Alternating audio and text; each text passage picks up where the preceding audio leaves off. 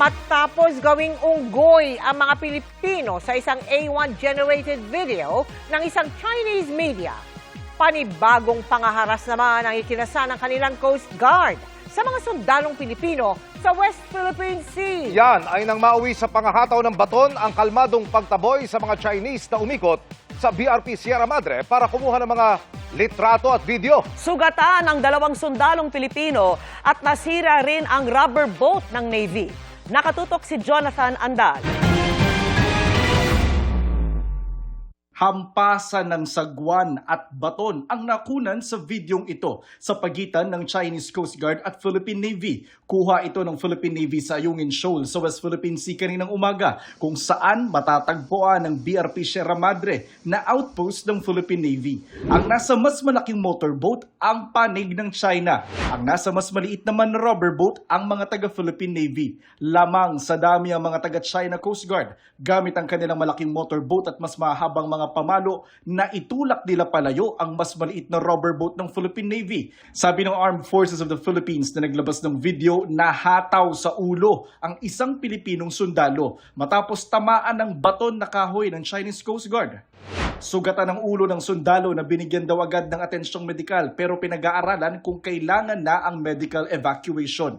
Pati raw rubber boat ng Philippine Navy nasira sa gitna ng gulo. 2 tropa natin na injured.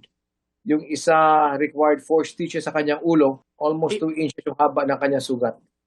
Yung isa sa braso, sa bandang kamay niya, sa mga daliri, sapagkat sinasangga niya ang hampas sa kanila. Kwento ng AFP, mula sa Chinese Coast Guard ship na may bow number 21560, pinakawalan ng China ang rigid hull inflatable boat na may 8 sakay. Pinaikutan at kinunan daw nito ng litrato at video ang BRP Sierra Madre. Ito ang kinakalawang na barko ng Pilipinas sa Ayungin Shoal na may nakaistasyong mga Pilipinong sundalo. Para raw itaboy ang China, naglabas ng 2 rubber boat sa mga sundalong Pinoy, pero kalmado at hindi raw confrontational ang ginawa nilang pagpapaalis. Pero sino unang nanghampas? Yung China Coast Guard personnel. Makita naman natin sa video, marami silang humahampas. Yung ating mga kasundaluhan were purely defensive. Na pangsangga lang para wag lang sila matamaan. Tinawag ng AFP na assault ang ginawa ng China Coast Guard na inilagay raw sa balag ng alanganin ng buhay ng mga Pilipinong sundalo at nagpataas ng tensyon sa West Philippine Sea.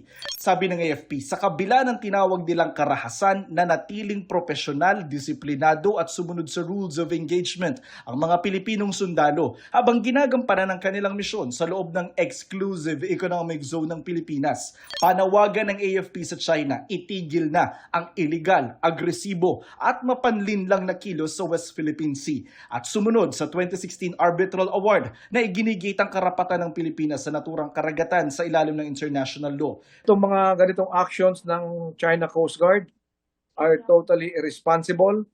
They are unprofessional. They don't speak of what the Chinese Communist Party has been saying, that they are for the peaceful rise of China.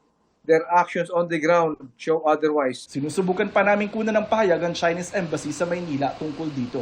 Sabi ng Department of Foreign Affairs, anumang marahas na aksyon laban sa Filipino personnel ay hindi katanggap-tanggap. May karampatang diplomatic action daw kaugnay nito. Nakikipag-ugnayan na raw sila sa AFP sa detalye ng insidente.